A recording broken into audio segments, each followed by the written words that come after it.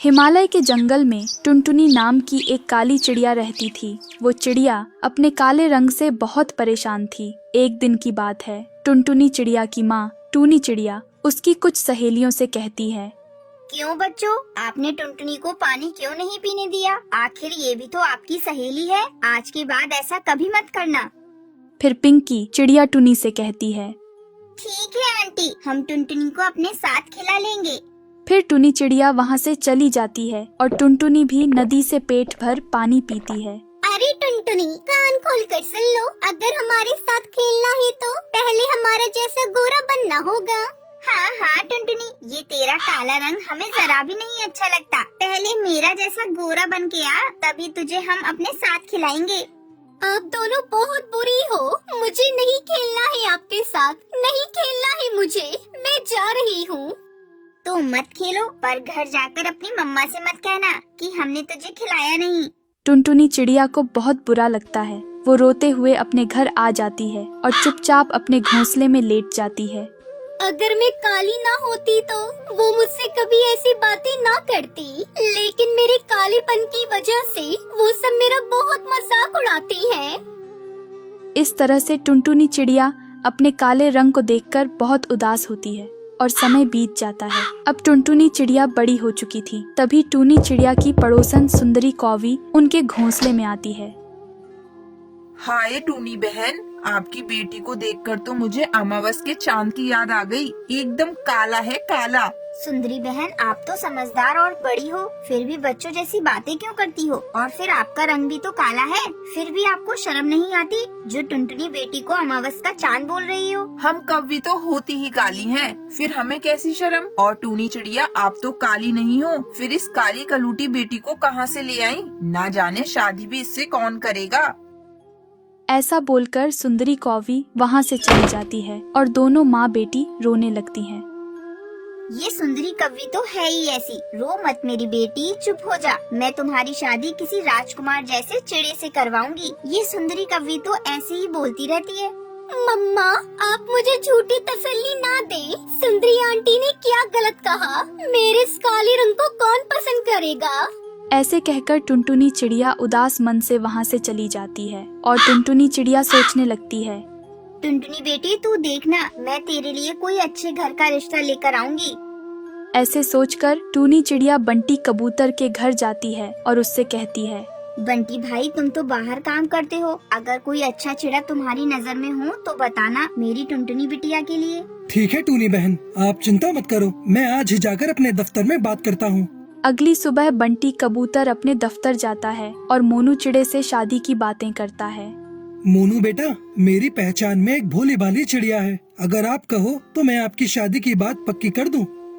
कबूतर अंकल जी, क्या वो चिड़िया सुंदर है? मोनू चिड़े, वो बिल्कुल साफ दिल की है और घर के सारे काम अच्छे से संभाल लेती है। आपको लाखों में ऐसी चिड़िया नहीं मिलेगी। तो ठीक है अंकल जी, मैं कल आपके जंगल आऊँगा और एक नजर उस चिड़िया को भी देख लूँगा। ऐसे बातें कर वे दोनों अपने अपने कामों में लग जाते हैं और अगली सुबह हो जाती है। मोनू चिड़ा भी टुनटुनी चिड़िया को देखने आ जाता है। मोनू चिड़ा जी, हमारी टुनटुनी बेटी जो है वो हमेशा ही बड़ों की इज्जत करती है और घर के सारे काम करने अच्छे से आते हैं। बंटी कबूतर टुनटुनी चिड़िया की तारीफ किए जा रहा था, लेकिन मोनू चिड़े को तो टुनटुनी पसंद नहीं आती और वह कबूतर की बात बीच में काटकर बोल पड़ता है, कबूतर अंकल जी, मुझे टुनटुनी पसंद नहीं है, मैं जा रहा हूँ, मुझे तो इसका रंग ही बहुत बुरा लग रहा है। मोनू चिड़ा भी वहाँ से चला जाता है और टुनटुनी चिड़िया बहुत ही उदास हो जाती है। टूनी बहन, आप उदास ना हो, इससे भी अच्छा रिश्ता टुनटुनी बेटी के लिए लेकर आऊँगा।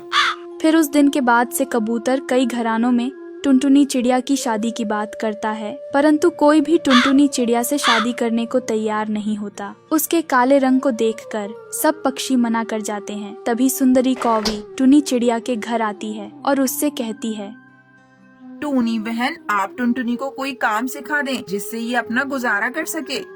सुंदरी, आप अपना मुंह बंद रखें। मेरी बेटी की शादी की चिंता ना करें, आप अपने परिवार की चिंता करें। आपका बेटा भी सारा दिन उल्लू के साथ नशा करता है, उस पे भी थोड़ा ध्यान दे।